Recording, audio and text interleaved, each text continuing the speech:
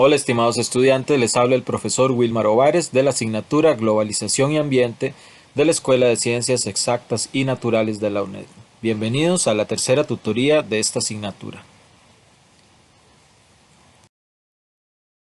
El libro de texto de la asignatura es Globalización y Ambiente del autor Alex Cambronero y el estudiante cuenta con una plataforma de estudio en estudiouned.ac.cr por medio de la cual puede llevar el curso, obtener los contenidos y entregar sus diferentes asignaciones.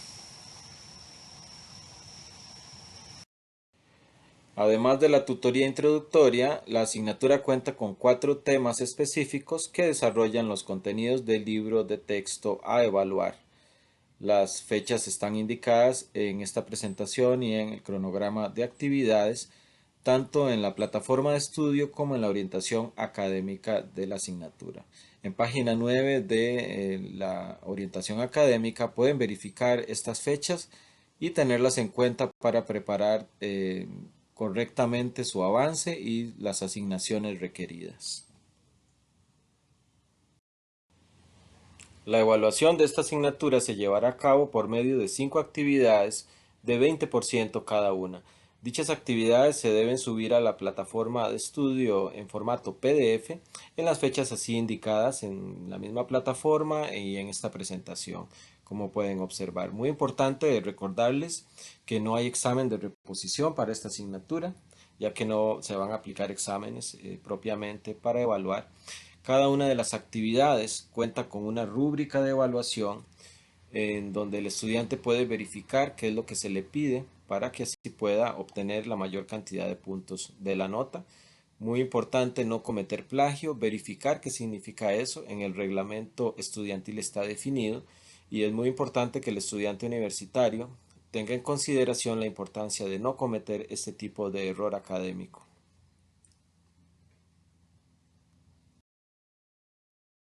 Es importante tomar en cuenta las fechas antes indicadas, ya que la UNED no recibe entregas extemporáneas, esto es, fuera de las fechas establecidas en el calendario de actividades. Solo en casos muy específicos se pueden recibir entregas fuera de las fechas y en este caso los estudiantes deben aportar las evidencias correspondientes.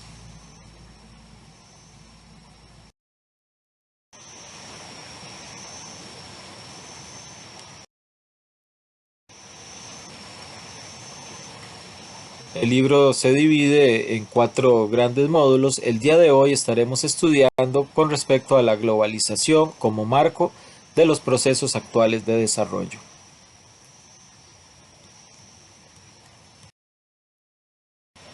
Este capítulo se divide en 2 grandes áreas, la globalización como tal, su definición conceptual y posiciones e intereses, así como actores dentro de todos los procesos globalizadores.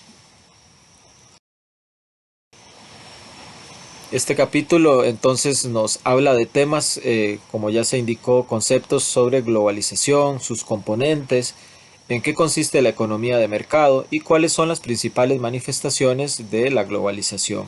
En la segunda parte del capítulo 3 tenemos las posiciones e intereses sobre la globalización, en donde veremos sobre organismos bilaterales y multilaterales, la función de la empresa privada, diferentes foros que sirven para llevar a cabo estos procesos globalizadores, cuál es la respuesta de la sociedad civil, en qué consisten los vehículos de la globalización, uno de los temas más importantes de este tercer capítulo, y estaremos concluyendo con ventajas y desventajas de la globalización.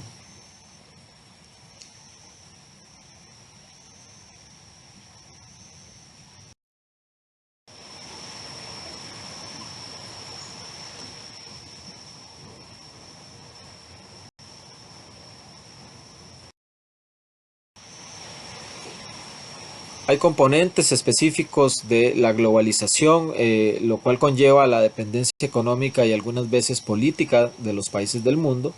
Se busca establecer un mercado único mundial basado en el flujo de capitales de unos países a otros. Esto se dio principalmente en la segunda mitad del siglo XX, pero Anteriormente se vinieron dando procesos a lo largo de la historia mundial, como se vio en el capítulo 2, que llevaron finalmente a la globalización actual. Como se dijo también, veremos ciertas connotaciones ideológicas, económicas, políticas, sociales y finalmente ambientales, eh, que nos pueden ayudar a comprender mejor de qué forma este tipo de procesos se dan alrededor del mundo.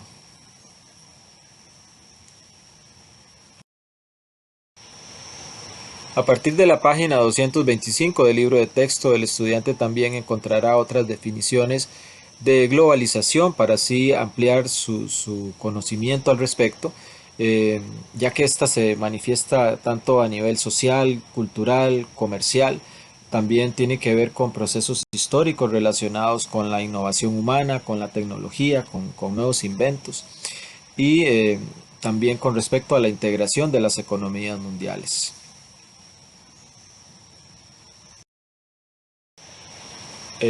Algo muy importante dentro del concepto base de la globalización es la economía de libre mercado. Básicamente es un sistema económico basado en el principio de la oferta y la demanda. Es esta oferta y demanda de servicios o de bienes transables la que determina el precio y cantidad de estos servicios y bienes, en donde los estados simplemente siguen las corrientes del mercado y hay una amplia participación privada.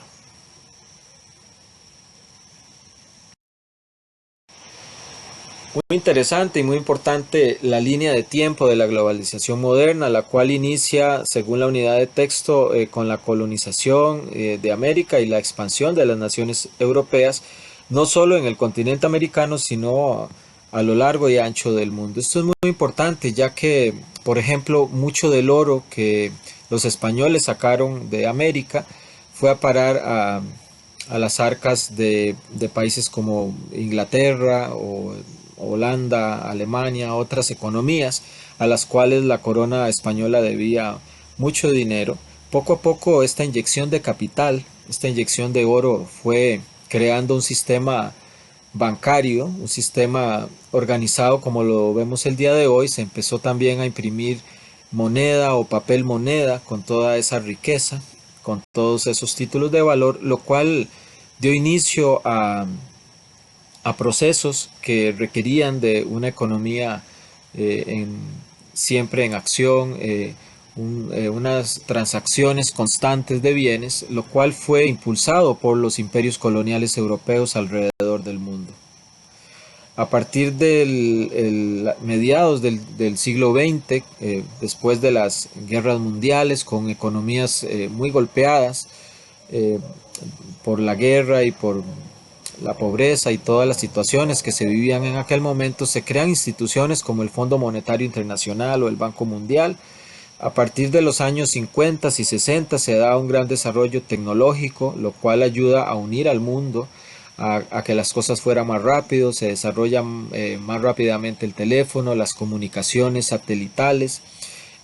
A finales de los 60, eh, coincidiendo con la visita del hombre a la luna y toda una cruzada mundial en aquel contexto de Guerra Fría por ser el primero en la luna, por ser el primer país en sacar un satélite, etcétera, dio mucho impulso a las comunicaciones, lo cual también tuvo que ver con procesos globalizadores.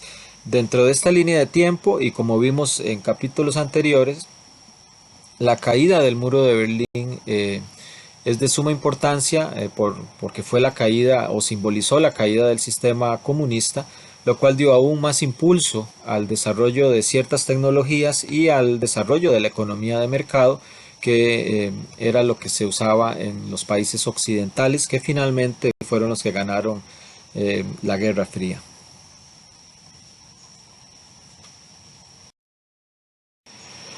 La globalización, como pueden observar en la página 227 del libro, se manifiesta de diferentes formas, de formas políticas, económicas, tecnológicas, sociales, culturales y ambientales.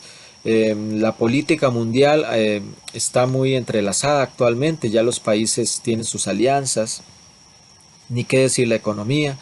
La tecnología Actualmente muchos países producen partes, por ejemplo, de computadoras o de teléfonos o de carros, etcétera. Eso impacta en las diferentes economías emergentes, el consumo que se da por parte de los países más desarrollados. Eso crea también cierta interdependencia entre las diferentes economías mundiales. Obviamente estas manifestaciones también se dan a nivel social, a nivel cultural, la invasión de marcas, la invasión o muchas veces puede ser positivo desde un punto de vista también de comprensión de otras culturas, de cómo funciona el mundo, comida, modas, telenovelas, productos de consumo, películas, etcétera, lo cual tiende a homogenizar las culturas mundiales. Ya la gente en cada país viste muy similar, especialmente en las ciudades, y se usan pues usualmente las mismas tecnologías alrededor del mundo. Incluso en los países más pobres, la mayoría de personas cuentan con celulares o con televisores o diferentes tecnologías que unifican esa forma de vivir el ser humano en el actual siglo XXI. Todo esto, sin embargo, tiene impacto ambiental. Hay manifestaciones, muchas veces son positivas y muchas son negativas. Esto lo vamos a ver en algunos minutos. En la página 242 del libro de texto se nos habla de posiciones e intereses sobre la globalización, en donde algunos organismos como el Banco Mundial, que ya se ha mencionado, el Fondo Monetario Internacional o la Organización Mundial del Comercio, participan en las políticas de los países por medio de préstamos, impulsando la economía, pero también en muchos casos pidiendo algo a cambio. Es de su interés promover este tipo de procesos globalizadores. Por otra parte, hay organismos más críticos al respecto, sobre todo los que tienen que ver con el desarrollo de los países, como la Organización de las Naciones Unidas. También, debido al impacto en el ambiente, hay muchas ONGs ecologistas y muchos sectores de la parte de la conservación que no están muy de acuerdo con los procesos globalizadores. La idea sería tener también un equilibrio entre diferentes partes para poder migrar a una forma de desarrollo más sostenible con el medio natural y poder seguir procesos que en algunos casos son importantes como la democratización o el avance tecnológico que en muchos casos ayuda a muchos países pobres a producir, por ejemplo, mejor comida o a organizarse mejor. Hay posiciones a favor y en contra y todo esto el estudiante lo debe repasar a partir de la página 242. En la página 243 se nos dan mayores detalles sobre la creación y funciones del Fondo Monetario Internacional, del Banco Mundial y del el impacto que tienen los actores privados actualmente, la empresa privada, por medio sobre todo de las grandes transnacionales y grandes empresas que mueven la economía de los diferentes países del mundo.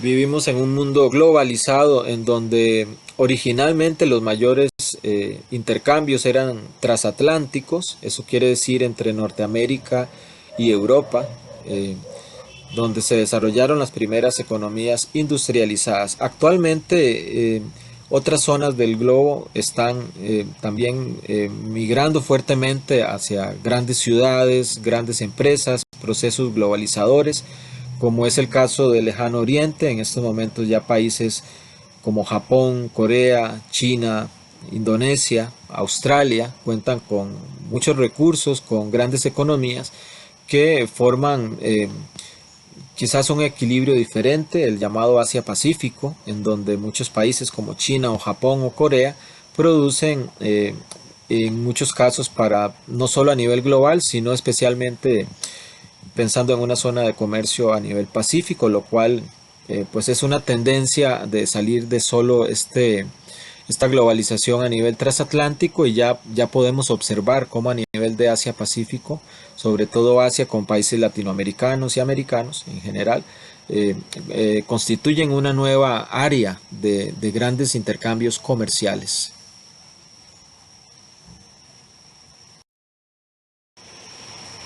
Muy importante el estudio de las economías emergentes, denominadas los BRICS, ya que son economías nuevas con grandes poblaciones, en muchos casos con grandes cantidades de recursos como diamantes, petróleo, gas natural, materias primas, eh, grandes poblaciones que pueden sustentar economías bastante importantes y han sido denominados como nuevos centros de poder.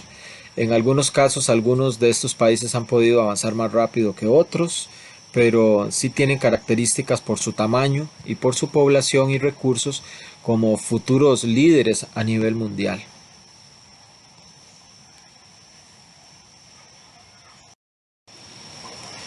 Es muy importante la comprensión de cómo se van desarrollando estos países, ya que si su desarrollo es desmedido, muchas veces se ocasionan graves problemas en los diferentes ecosistemas, al menos en los que quedan. En la presente imagen vemos un patrón bastante recurrente en las grandes ciudades, en las ciudades desarrolladas del mundo.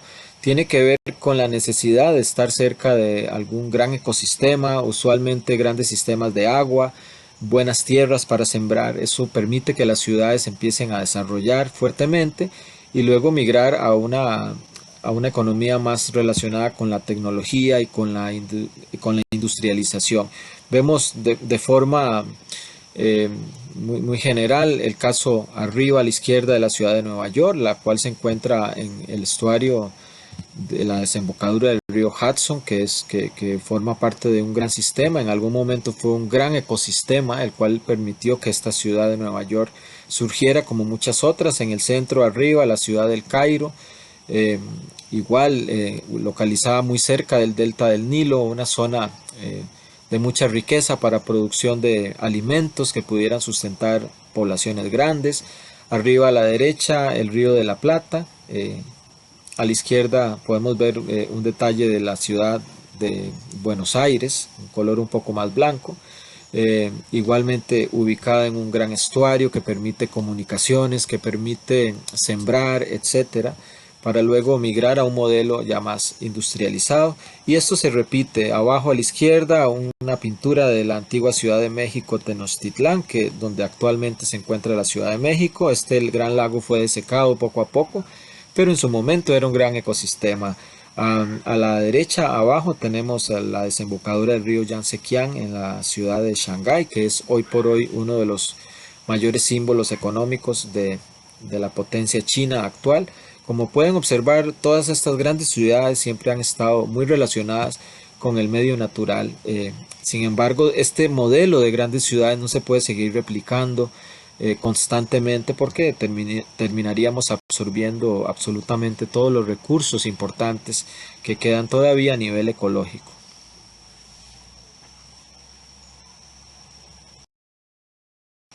Es preocupante observar que los países, conforme van desarrollándose más, también van emitiendo más emisiones de CO2, van contaminando más. Eso es muy importante planificarlo para el futuro por parte de los diferentes países, por parte de la humanidad, ya que como podemos observar, y esta información es ya del 2013, en estos momentos la diferencia es más grande, pero China le lleva bastante y es la segunda economía mundial.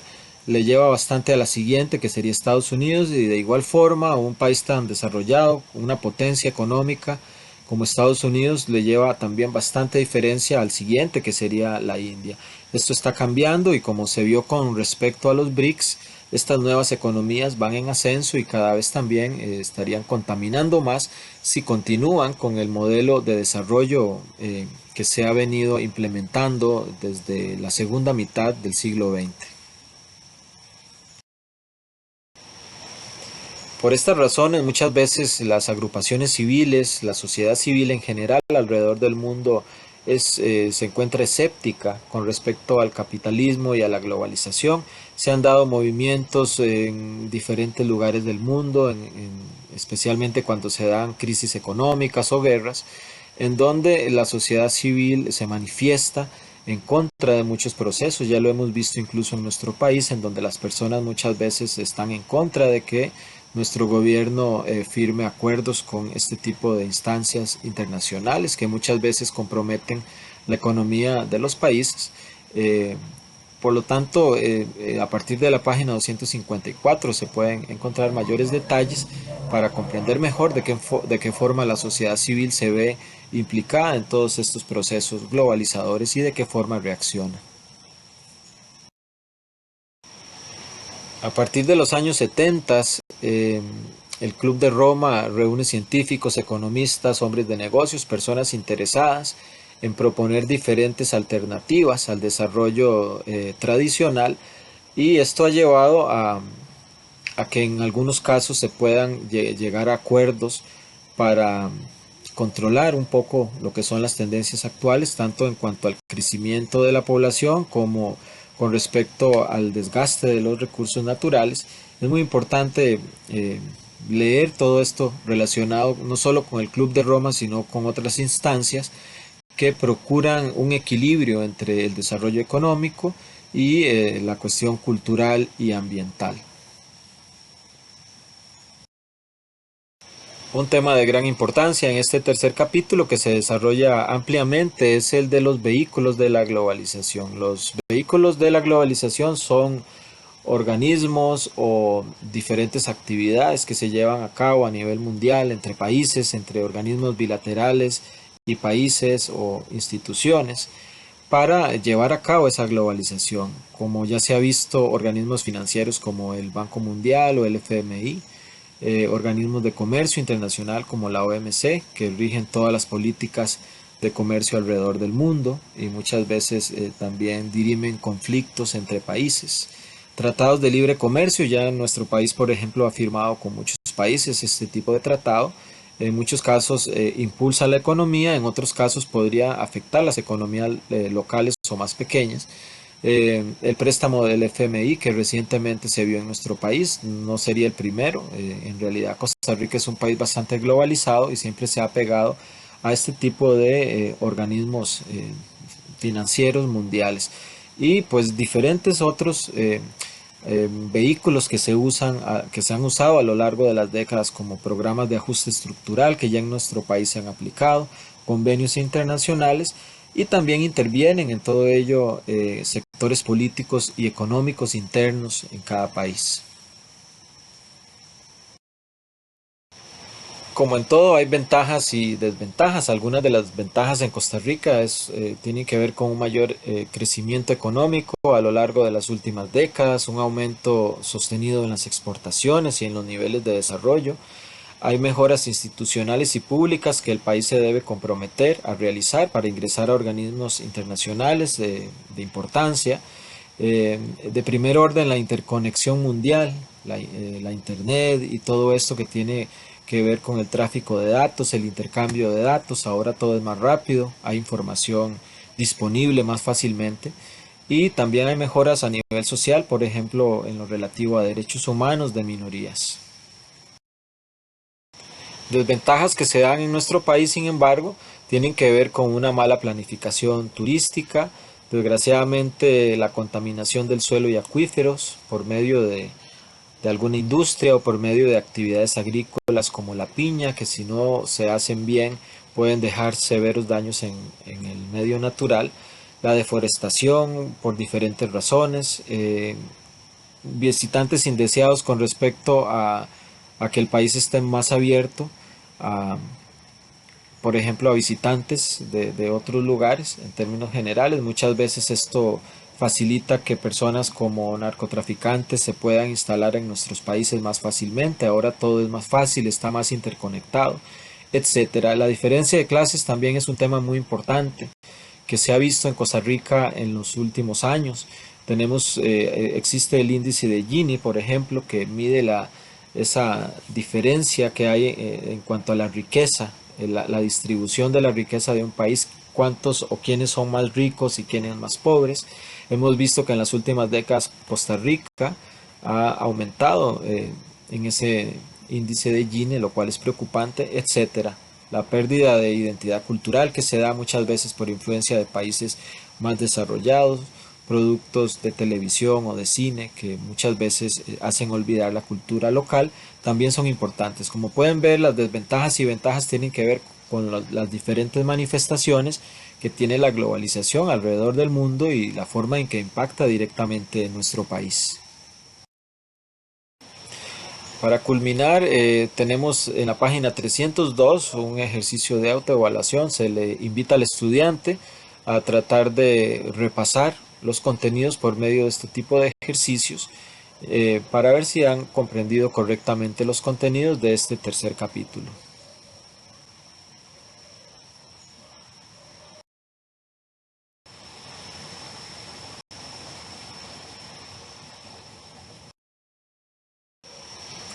Llegamos así al final de la presentación. Muchas gracias. Espero que les haya servido todos estos contenidos para comprender mejor la unidad didáctica en su módulo número 3. Les habló el profesor Wilmar Ovares. Muchas gracias por su atención. Que tengan una excelente semana.